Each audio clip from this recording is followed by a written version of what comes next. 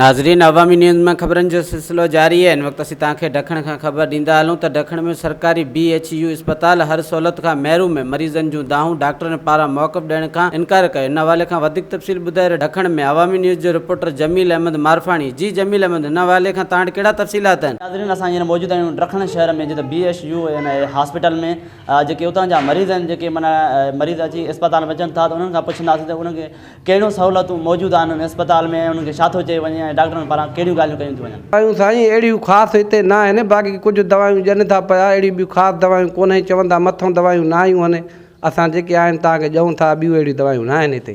ख़ासि दवा न अहिड़ी का आहे हिते। बाक़ियूं त उहे हथ में आहिनि, इहे टिकियूं हथ में कयूं बीठो आहे, इहे आहिनि टिकियूं। बाक़ी दवा ॿी इहे स्टोर जी पर्ची आहे, ॿाहिरां लिखी ॾींदो, चवंदा ॿाहिरां वठो वञी।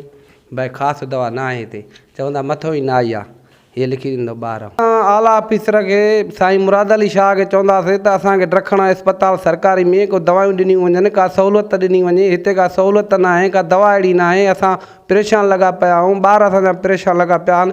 महिरबानी करे जल्द में जल्द असांजो इंसाफ़ कयो वञे, हिते दवायूं ॾिनियूं वञनि असांखे। त मरीज़नि जा वीचार ॿुधा, उन्हनि जो चवणु आहे त असांखे हिन ॾखण BHU अस्पताल में जेका बि अहिड़ी का सहूलियत न आहे, सरकारी सिर्फ़ु नालो आहे। इन में का बि अहिड़ी दवा न आहे जंहिंमें असां माना मरीज़नि खे माना दवा मिली सघे। ऐं हिन जो वधीक चवणु हुयो त हिते असां अचूं था त डॉक्टर असांखे पर्चीअ ते दवा लिखी ॾियनि था ऐं असांखे ॿियो कुझु बि नथा ॾियनि, 2 टिकियूं ॾियनि था, जंहिंमां असांखे माना उमाणे छॾनि था वापसि त हलिया वञूं।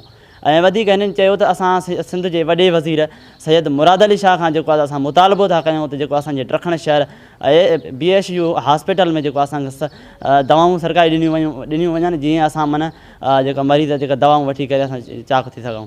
ऐं वधीक हिन जो चवणु हुयो त जेकर असांखे न ॾिनियूं वयूं त असां एतिजाजी मज़ाहिरो रिकॉर्ड कराईंदासीं। हिते BHU हॉस्पिटल ॾखण में पहुतासीं त जेके हिते नवां डॉक्टर आया आहिनि, बदिली थी, त उन्हनि खां असां हाल वाल वठणु वियासीं। जेका हीअ कोरोना वबा बीमारी हले पई, इन्हनि जे हिसाब सां जो छा चवणु आहे, असां उन्हनि खां इहो बि पुछियोसीं त तव्हांखे अस्पताल में कहिड़ी खोट आहे। उन्हनि असांखे बिल्कुलु तौर ते इंफॉर्मेशन ॾियण खां इनकार करे छॾियो। हुननि चयो त असांखे मथां खां जेको ऑफिसरनि खां रुकियल आहे, जेको असां काई बि मीडिया ते असां इंफॉर्मेशन नथा ॾेई सघूं। जेकर असांखे हुकुम थियो त असां लिस्ट तयारु करे रहिया आहियूं, असां इनशाअल्लाह अव्हांखे घुराईंदासीं। ऐं हिननि का बि हिन वक़्त ताईं अहिड़ी का असां सां ॻाल्हि न कई। जमील अहमद मारफाणी, अवामी न्यूज़ TV, ॾखण। वधीक ख़बरनि ऐं तफ़सील जे लाइ विज़िट कयो असांजी वेबसाइट awamiNewsHD.com ऐं ॾिसंदा रहो